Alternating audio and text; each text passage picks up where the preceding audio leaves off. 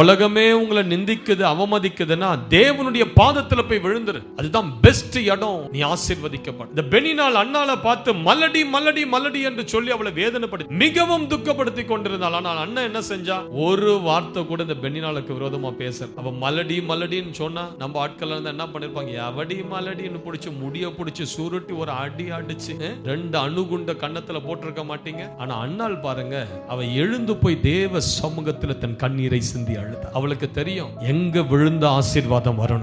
தேவனுடைய பாதத்துல தன்னை தாழ்த்தி அழுது ரொம்ப நேரம் ஜெபம் பண்ணி கொண்டிருந்த. நீ உன்னை தாழ்த்தி தேவ சமூகத்தில் விழுந்து பார், தேவன் நிச்சயமாய் உன்னை ஆசீர்வதி. அது ஒண்ணுதாங்க ரகசியம். நீங்க எந்த அளவுக்கு தாழ்மையா இருக்கீங்களோ அந்த அளவுக்கு உங்க வாழ்க்கை ஆசீர்வாதமாவே இருக்கும். நீங்க எப்ப கொஞ்சம் வந்த உடனே நீங்க வெளியே காட்ட ஆரம்பிச்சிட்டீங்களோ எல்லாம் போக போகுதுன்னு அர்த்தம். சீக்கிரம் தேவன் ஸ்டாப் பண்ணிடுவார். இந்த எசேக்கியா ராஜா வியாதியில இருந்தான். ஏசாயா வந்து சொல்றாரு, நீ சீக்கிரத்துல சாக போற, உன் வீட்டின் காரியங்களை ஒழுங்குபடுத்தணும்னு. இந்த எசேக்கியா ராஜா பயந்து சுவர்புறமா திரும்பி கர்த்தரை நோக்கி அழறார். தேவன் உடனே எசேக்கியாவுக்கு மன இறங்கி சொல்றாரு, கவலைப்படாத, நீ சாக மாட்ட, உன் கண்ணீரை கண்ட, உன் விண்ணப்பத்தை கேட்டேன், உன் ஆண்டுகளோடு நான் 15 வருஷங்களை நான் கூட்டி உன்னை வாழ வைக்கிறேன். ஆண்டவர் எசேக்கியாவை ஆசீர்வதிக்க ஆரம்பிச்சிட்டார். ஆசீர்வதிக்க ஆரம்பிச்ச உடனே பாபிலோன்ல இருந்து சில பிரமுகர்கள் வராங்க. யார பார்க்க? எசேக்கியாவை நல்லா விசாரிக்க. எப்படி பார்க்கிற எசேக்கியா, உனக்கு வியாதியில இருந்ததாக கேள்விப்பட்டோம், ஆண்டவர் உன்னை நல்லா கேட்டாருன்னு சொல்லி கேள்விப்பட்டோம், அதனால உன்னை பார்க்க வந்திருக்கிறோன்னு பாபிலோன்ல இருந்து சில மினிஸ்டர்ஸ் எல்லாம் பார்க்க வராங்க. இந்த எசேக்கியா என்ன பண்றான்?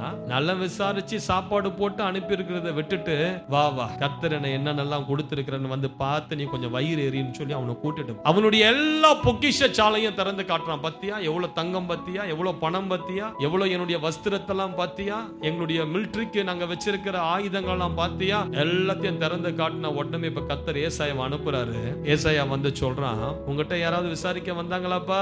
அவன் சொல்றான், ஆமா ஆமா பாபிலோன்ல இருந்து வந்திருந்தாங்க, அவங்களுக்கு எல்லாம் திறந்து காட்டிட்டியா?